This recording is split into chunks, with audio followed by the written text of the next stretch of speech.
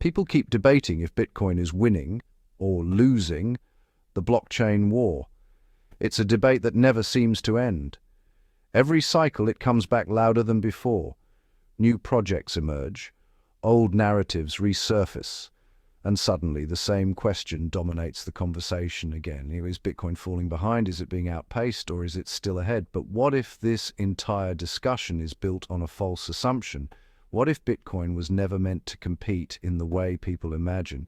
Because once you recognize that, a lot of confusion in this space starts to dissolve, and yet very few people ever stop to question it. Before we go any further, one quick thing. If you're here for calm thinking, long-term perspective, and an understanding of money that goes beyond price charts and hype cycles, then subscribe. This channel isn't about reacting faster than everyone else. It's about seeing more clearly than most. Now let's take a step back and slow this down properly. Most people approach Bitcoin the same way they approach technology. They compare specifications. They look at speed, cost, flexibility, and features. On the surface, that feels reasonable. After all, that's how progress usually works. Better software replaces worse software. Faster systems overtake slower ones. New tools make old tools obsolete. But money doesn't follow those rules. Money doesn't evolve the way technology does. And treating it as if it does is where the confusion begins. Because money isn't adopted for what it can do, it's adopted for what it refuses to change. The comparison trap is powerful because it looks intelligent. Charts, benchmarks, and metrics create the illusion of objectivity. They make it feel as though the outcome can be calculated. But what those comparisons miss is something far more important. Money isn't chosen by engineers. It's chosen by societies. And societies don't optimize for efficiency. They optimize for trust. That's why history keeps favoring systems that look outdated, rigid, and even inefficient on paper, because trust compounds in ways performance never can. Why does better technology keep losing? Every cycle brings a familiar pattern, you know. A new blockchain appears with better performance, lower fees, more flexibility, and once again, people begin to question Bitcoin's relevance. This time feels different. It always does. But then something predictable happens. The excitement fades, the narratives shift, and the promised replacement quietly becomes just another experiment. Not because it failed technologically, but because, well, technology alone isn't enough. Speed doesn't generate belief, and belief is what money ultimately rests on. Here's the part most people really underestimate. Survival isn't a side effect of good money. It's the feature.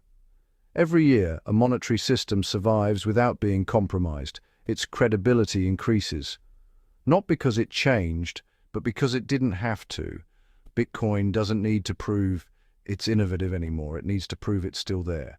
And year after year, that proof quietly accumulates. Bitcoin isn't competing for adoption in the usual sense. It isn't trying to attract users through novelty. It isn't trying to stay exciting. Bitcoin is engaged in a much slower process. It's demonstrating permanence. Each block added is a statement. Each cycle survived is a message, not shouted but recorded, and over time that message becomes harder to ignore. Markets are impatient, money isn't.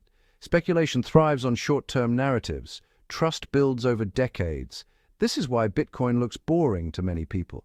And honestly, why that boredom is precisely the point. Money that demands attention isn't ready. Money that fades into the background might be. Bitcoin isn't asking to be admired. It's asking to be relied upon. Now, contrast that with most other blockchains. They can't afford to stand still. They need upgrades, new visions, fresh excitement, not because change is bad, but because their credibility hasn't stabilized yet.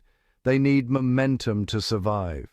Bitcoin doesn't, and that difference matters more than most people realize.